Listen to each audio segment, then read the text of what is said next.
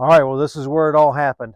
One badly misplaced swing of this axe while splitting wood here did a couple of things. Really damaged this handle badly, and I really like this handle because I love the patina and the color, but it's also misshapen too.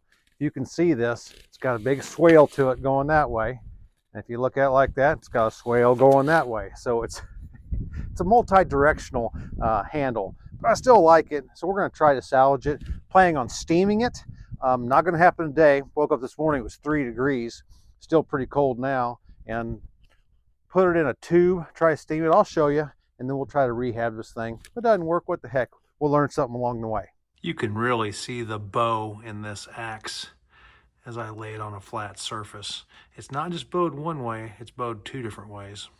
There's that shot it took, and the head's come off. Upon closer inspection, I can see that this thing has had a couple of wedges put in it, so it's kind of a hot mess, but I don't have a handle for this axe. I really like the patina on this thing, and I think, why not just give it a shot? And it looks like it had a kerf cut in there at some point, but that is old and you can't really see it. So we're gonna pull out that wedge and see if we can put the heel on this thing.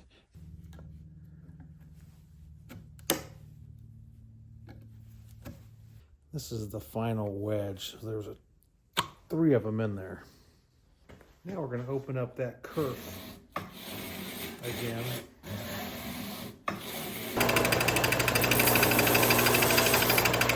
I'm trying to clean up this damage here while still maintaining a little bit of this shoulder as much as I can so this head doesn't slip on down further. Very close. All right, here's the game plan. Take this warped handle, put it inside of this tube, cap off one end. Then on the other end, I'm going to take this fabric steamer that we already had, give this a shot, push that steam up in there, get this thing good and hot and noodle-like. This is a hickory handle, I believe. Hickory will take steam. A lot of grease and stuff in here. I don't know how well it's going to take it. We're going to find out together. All right, this is the crude assembly that I've made. I've got the bag on top, just got a electrical tape, try to seal it up. I've got that axe handle in there. I've got my steamer, and it's warming up right now, and I'm going to shoot the steam to it here in just a second. It's doing its thing now, and I'm going to see how long it takes that reservoir to go down, but I'm thinking this thing needs to steam for about an hour. All right, while this thing is doing its business, and I'm about halfway through this first reservoir, I'm getting some dripping, and I can see this liquid that's collecting down here has got a lot of brown to it. So I can tell that's going onto that wood and collecting and then doing something. We'll see. This double bit axe head is in pretty good shape. Again, it's a Dunlap. Hopefully you can see that. And this double bit axe head, the whole theory behind here is you got 2 sides to work with. One you're going to keep razor sharp so you can do all your felling. You're cutting down the tree with that. The other side doesn't have to be as sharp. Start off sharp. Once it dulls down, you're going to use it for limbing, just cutting off limbs and doing some cleanup work around the tree.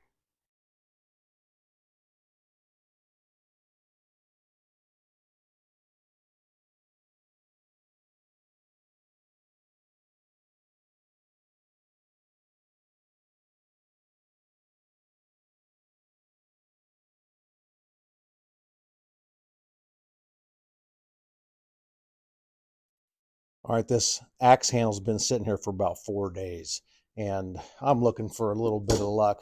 I've had this log splitter project, hydraulics, everything's going bad, and so I'm moving over to this.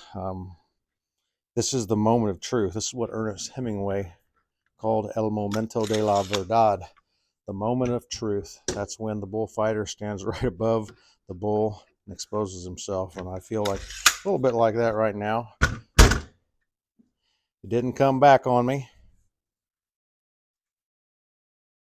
That thing's about as straight as a string. Hey, hey, hey. Some modest success. So we'll put that old axe head back on there, clean it up, keep on rolling.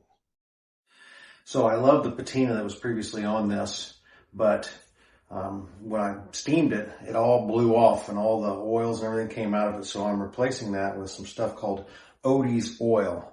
And I'm not hawking it, but I love it. It's pretty expensive, but look at that. So I'm gonna let this sit on here. I brought it inside so everything would be warm and it would absorb into this wood. Now you might remember this is now straight. This still has a little curve to it. That doesn't bother me. And I didn't want to try to do a reset in two different ways. Too many variables for my linear, simple mind. So I think I'm gonna keep it the way it is. We'll hang that head here in a little bit.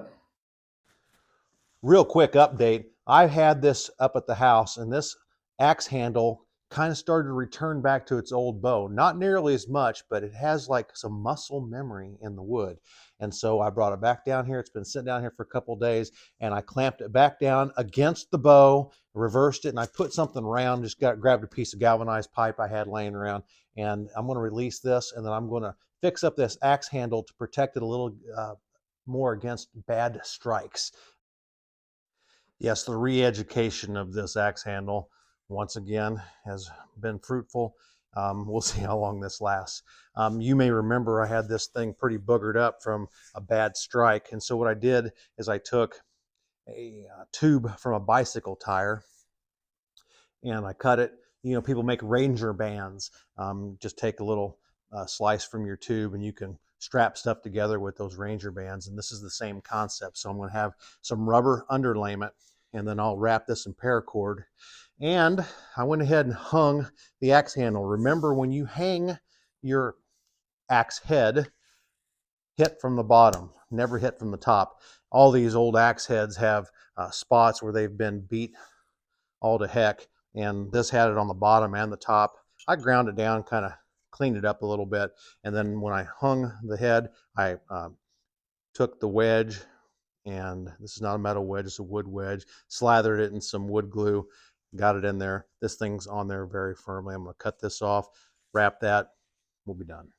I got the trusty old Wilton vise here. I'll vise this up, clamp it down, and have some soft inserts so we don't damage things and get a good clamp on it. I'll just saw that off real quick. This is kind of overkill, but what the heck.